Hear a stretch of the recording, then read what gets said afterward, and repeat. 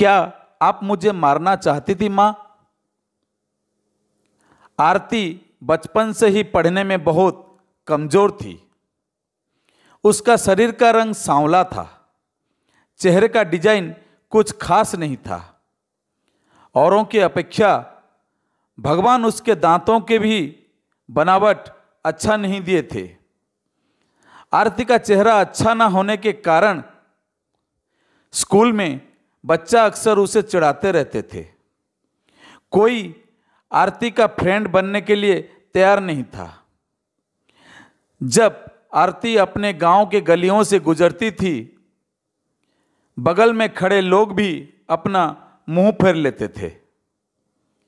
आरती को इस बात से बहुत ज्यादा पीड़ा होता था। वह यह नहीं समझ पा रही थी क्योंकि वह बहुत छोटी बच्ची थी। आखिर बात क्या है? हमारे चेहरे को देखकर लोग अपना मुंह क्यों छुपा लेते हैं? आरती जब स्कूल से घर वापस आती थी तब अपने माँ से एक यही सवाल करती थी कि माँ, जब हम अपने स्कूल से घर आती हूँ तो लोग हमें ऐसे क्यों देखते हैं और स्कूल में भी हमेशा कोई बात नहीं करता है। हमारा कोई फ्रेंड भी बनना नहीं चाहता है, अतः हमसे कोई बातचीत भी नहीं करता है।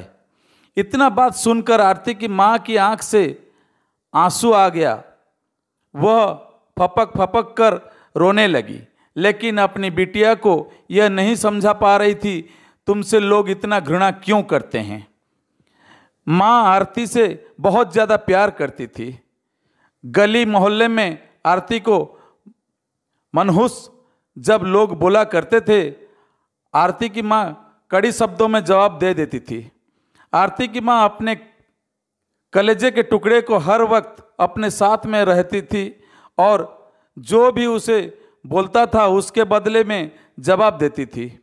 आरती धीरे धीरे अपनी पूरी उम्र जीने की एक आदत बना ली और जो लोग बोल रहे थे उसके पीछे कुछ और सुनने के लिए तैयार नहीं रहती थी। बस अपने काम से मतलब रखती थी, पढ़ाई करती थी और वापस घर लौट जाती थी। धीरे धीरे आरती बड़ी होती चली गई। अब उसका उम्र शादी करने लायक हो गया था। अब उसके पापा लड़का खोजने के लिए एक गांव से दूसरे गांव में जाने लगे, लेकिन जो भी लड़का वाला आरती को देखने के लिए आता था वह अपना बिना पसंद किए ही लौट जाता था। ऐसे बहुत बार हुआ। अब बहुत दिक्कत होने लगा आरती को शादी कराने में। आरती के पापा भी थक चुके थे लड़का खोजते खोजते। ऐसा कोई गांव नहीं था जिस गांव में आरती के पिता लड़का खोजने के लिए नहीं गए थे। अब आरती के पापा भी गुस्से में आकर आरती को मनहूस बोलना चालू कर दिया। लेकिन माँ तो एक ऐसी थी जो सभी लोगों को समझाती थी और आरती के बारे में भला बुरा कहने वालों को सबक सिखाती थी। भगवान ने भी आरती के साथ बहुत ही क्रूरता मजाक किए थे। शरीर के बनावट ऐसे बना दिए थे जिसे देखकर कोई भी लड़का वाला पसंद ही नहीं करता था। आरती भी इस बात को लेकर चिंता कर रही थी कि पापा हमारे लिए इतना दूर दूर तक जाते हैं लड़का देखने के लिए, लेकिन हमें कोई भी लड़का पसंद नहीं करता है। आरती अपने कामों से ज़्यादा व्यस्त रहती थी। वह खाना बनाने में बहुत ज़्यादा समय देती थी। आरती की खाना बनाने में बहुत ज़्यादा मज़ा आता था। आरती ने बहुत सारे खाना बनाने की रेसिपी के बारे में जानकारी हासिल कर ली थी। इसके लिए उन्होंने किताबें, रेडियो, टीवी चैनल पर वीडियो देख ली थी। आरती के द्वारा बनाया गया खाना बहुत स्वादिष्ट और टेस्टी होता था। आरती की तारीफ उसके चेहरे से कोई नहीं करता था, लेकिन उसकी खाना बनाने का जो तरीका था, उनके खाना में जो स्वादिष्ट था उसे हर कोई तारीफ करता था। खाना बनाने में आरती के जितने भी आजू बाजू औरतें थी उन सभी औरतों में बहुत ज़्यादा फेमस हो गई थी। जिस औरत को लगता था कि आज नया खाना बनना है और कुछ नया आइडिया इसमें टेस्टी लाना है, तो आरती के पास में आकर जानकारी लेती थी। बहुत सारे औरत यह भी सोचती थी कि आरती के द्वारा बनाए गए खाना को हम सीख लें, लेकिन यह उन सभी के बस की बात नहीं थी। आरती के हाथ में ऐसा टाइमिंग जादू था जो आरती के इस कला को कोई सीख नहीं पाया। आरती का जीवन और उसका लाइफ चक्र उतार चढ़ाव में कटता रहता था। माता पिता और रिश्तेदार बहुत कोशिश कर रहे थे कि आरती की कहीं ना कहीं शादी हो जाए। बहुत कोशिश के बाद माँ पापा ने एक लड़का वाले को मना लिया था। वह सब आरती को देखने के लिए घर पर आने वाला था।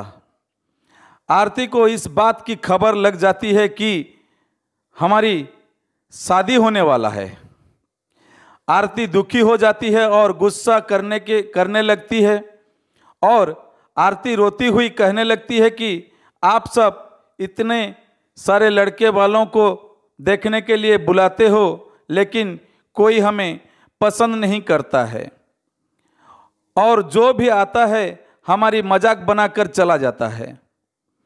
आप सबकी बदनामी होती है। गांव समाज का बोलता है कि लड़का वाला देखने आया था और आरती को पसंद नहीं किया। गांव वाले भी कहते हैं कि पता ना उसके मम्मी पापा कैसे उसको जन्म दिए हैं, इस मनहूस को कि कहीं शादी ठीक ही नहीं हो रहा है। आरती माँ ने आरती को समझाई कि शादी में अक्सर ऐसा होता रहता है, हर कोई किसी को पसंद नहीं होता है। जिसे तुम पसंद आ जाओगी तो तुमसे ज़रूर शादी कर लेगा। तुम अपना ख्याल रखो, तुम अपने आप पर ध्यान दो।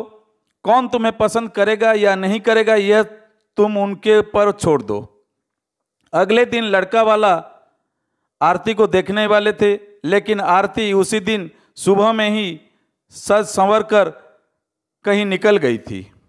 लड़के वाले घर पर आते हैं, लेकिन मम्मी पापा को नहीं पता था कि आरती कहाँ गई है। जब लड़की देखने का बारी आता है तो आरती घर में नहीं थी। लड़का वाले इस पर गुस्सा हो जाते हैं और पूरा खरी खट्टी सुनाते ही आरती के मम्मी पापा को। वैसे भी पापा आरती पर बहुत ज़्यादा गुस्सा करते थे, लेकिन उस दिन की हरकत से आरती के पापा के ऊपर खून सवार हो गया था। आरती ने अपने पापा को गुस्से में पागल कर दिया था। उस दिन आरती के पापा ने उनके मम्मी पर सारा गुस्सा उतार दिया। आरती के पापा ने उसके मम्मी को बहुत भला बुरा कहे कि यह सब तुम्हारी सिर पर चढ़ाने का नतीजा है। तुम्हारी ही वजह से आज आरती ऐसा हरकत कर रही है। अब शाम का वक्त होने वाला था। आरती घर को लौट चुकी थी। आरती के चेहरे पर बहुत ज़्यादा खुशी था और उसके हाथ में एक चेक था। आरती कोई एक सर्टिफिकेट लेकर आई थी। आरती ने अपने उपलब्धि के बारे में अपनी मम्मी से कुछ बोलने वाली ही थी कि इसी बीच आरती के मम्मी ने उसको खरी खोटी सुनाना शुरू कर दिया। उसकी मम्मी ने आरती को इतना खरी खटी सुनाई कि आरती सपने में भी यह नहीं सोच पाती थी कि मम्मी आज हमें इतना भला बुरा बोलेगी। इससे पहले आरती के मम्मी ने आरती को इस तरह के शब्दों का उच्चारण नहीं की थी। आरती के माँ ने एक बात बोली आरती से कि बाकी सब लोग सही कह रहे थे कि तुम सच में मनहूस हो। आज तुम्हारी वजह से सब कोई परेशान है। अच्छा तो होता कि तुम पैदा होते ही मर जाती। आज यह दिन हमें देखने को नहीं पड़ता। गांव घर में मेरा सिर नहीं उठ पा रहा है। आरती इस वाक्य को सुनकर अवाक थी। वह कुछ बोल नहीं पा रही थी, क्योंकि जब आरती बोलने की कोशिश कर रही थी उसके मम्मी की शब्दों से इसकी आवाज दब जाता था। आरती चुपचाप निठुर भाव से खड़ी थी। आरती की आंख में आंसू बहा रहे थे। आरती बिल्कुल व्याकुल हालत में खड़ी थी। वो कुछ बोल नहीं पा रही थी। आरती अपने माँ से एक ही सवाल कर रही थी, माँ क्या मैं इतनी बदनसीब हूँ कि मुझे आप मारना चाहती थी? क्या मैं मर जाऊं? मैं इतनी बुरी हूँ, आप मुझे मारना चाहती थी? मैं ऐसी क्या गलती कर दी हूँ?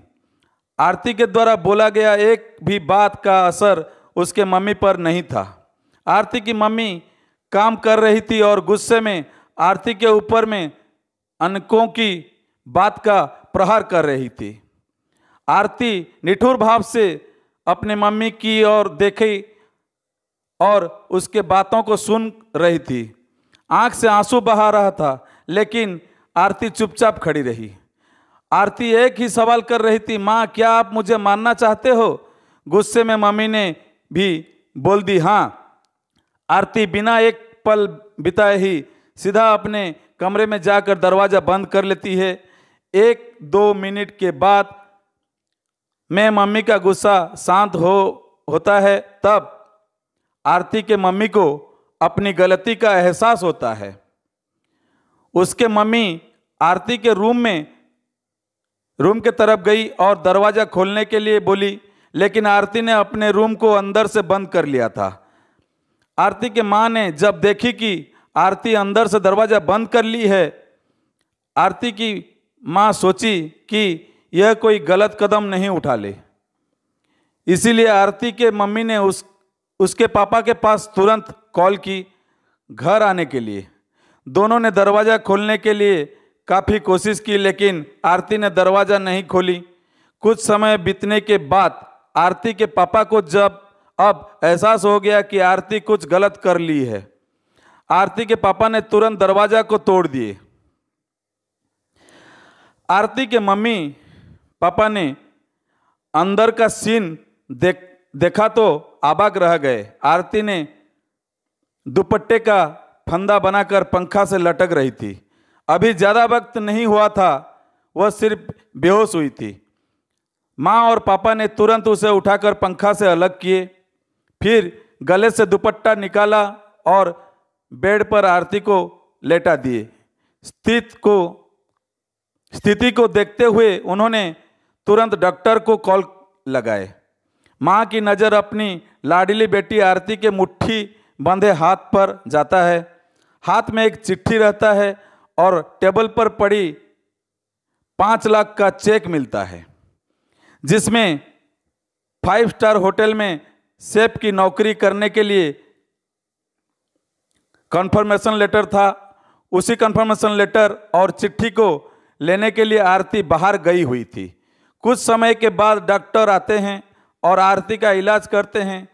डॉक्टर आरती के चेकअप करने के बाद बोलते हैं कि शुक्र है लड़की बच गई।